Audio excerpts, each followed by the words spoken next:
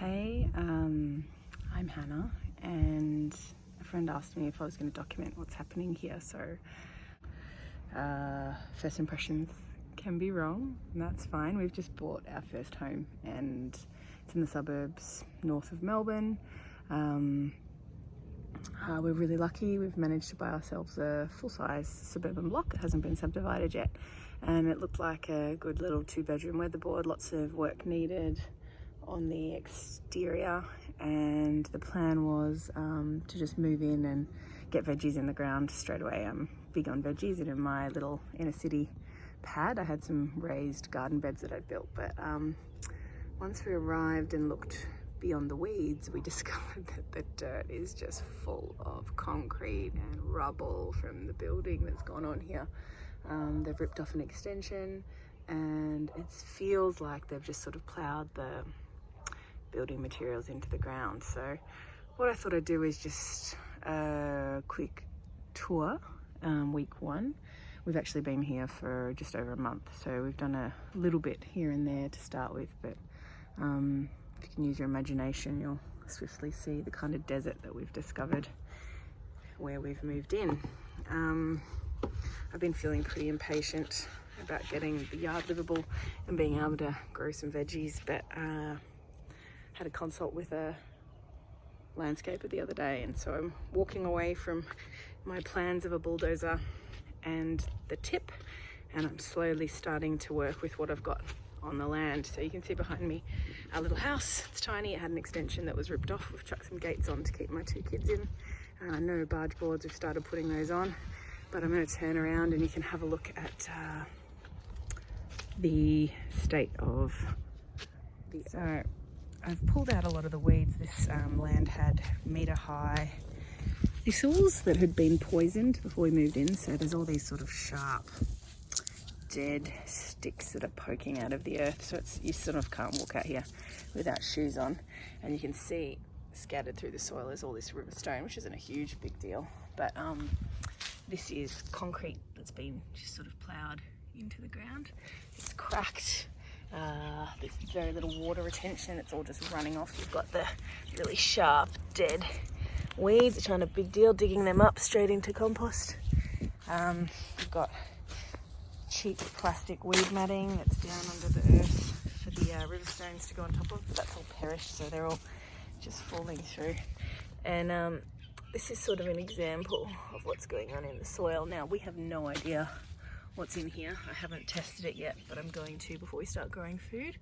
I would suspect that given it's a 1960s house, that there's a hell of a lot of contaminant in the soil. Could be lead, probably asbestos, all sorts of stuff.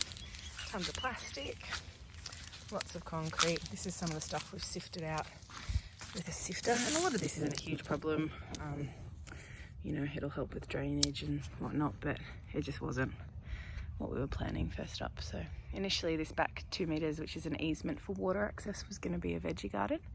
I was going to run beds all the way along this back fence, but since we've discovered the state of the ground, those plans have changed. So this is our house from the back. It's a really great big block. I was hoping to do lots of food, attract some birds and wildlife. So I've dumped the idea of veggies along the back of the block, and I think we're going to do all of our food growing out front because that's the north facing side. So let's pop out the front and see what these people managed to do with their earth out there. They had crushed rock mixed in with river stones here, and then to sell they just covered it all up with some cheap tan bark. There's old mats under here. This is the front yard, and under this grass and weeds I've dug down to see how deep it is.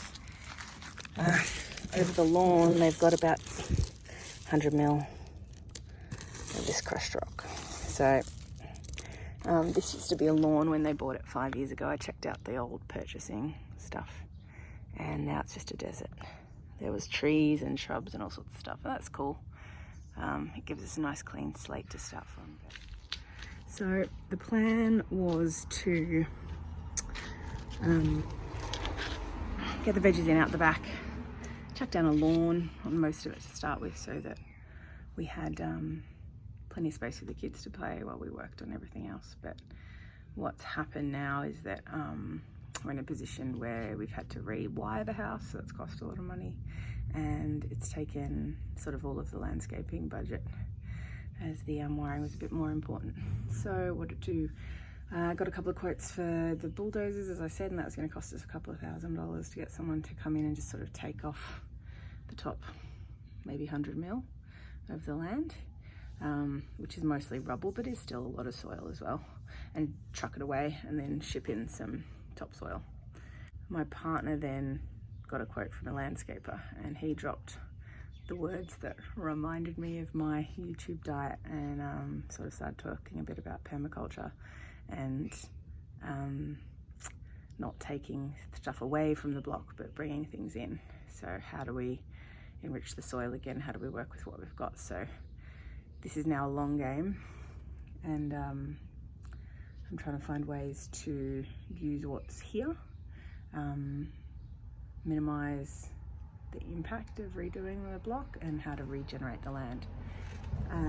So the plan is, instead of putting a deck on, we've got to find somewhere to put a lot of the rubble and the stone. I've got a huge amount of crushed rock out the front. I reckon we've probably got about 2 cubic meters of the crappy grey crushed rock.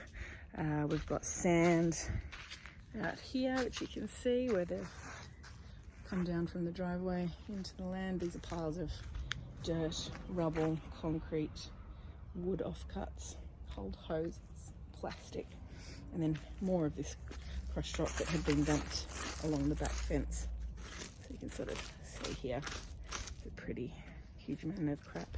Slowly I'm putting all the rubbish they left behind into the skip, and I am stockpiling any wood and old gnarly bits of timber that I can find, mainly because it'll make nice insect habitats, but also I just don't know what I'm going to do. So I have started to reclaim resources, and the first thing that I'm trying to do is capture as much of the river stone as I can, which is a slow and laborious process. So this is the beginning, this bit, which is a circular cutout into the land that I'm doing to make a level place for the trampoline. I can then move the trampoline over and start working on all of that river stone that's underneath. It's all under here. And I'm pretty sure that at some point in the gardening on this block, I'm going to want to use this, or be able to use it. This is the beginning, so this is all harvested by hand. I'm digging up the top 5 centimeters of the backyard piece by piece, and I am picking out the river stones, just the bigger ones really. I'm leaving the smaller ones in because they can be dug through. So my permaculture education is about to get a lot wider and more varied. I'm gonna have to do a lot more reading, and everything's gonna get a lot slower. So I'm digging out a huge sort of 8 meter square area at the back of the house. So we were going to chuck on a deck, but instead of the deck, I'm going to use concrete, unfortunately, because they're the cheapest. But I'm going to pave this area, and I'm going to use a lot of the grey crushed rock from the front yard, and I'm going to, as we dig that up, burrow it around this side and use it to level off the paved space.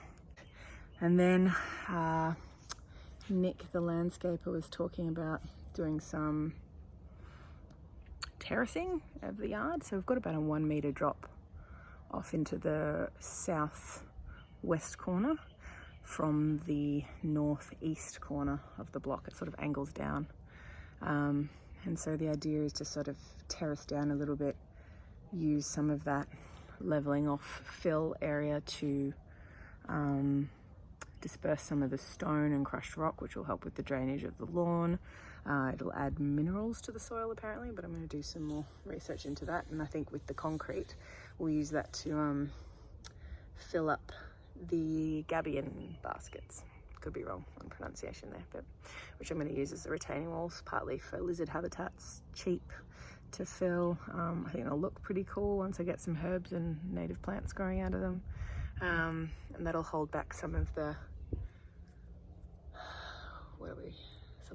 the east side of the block, and give us some level space to do some living on.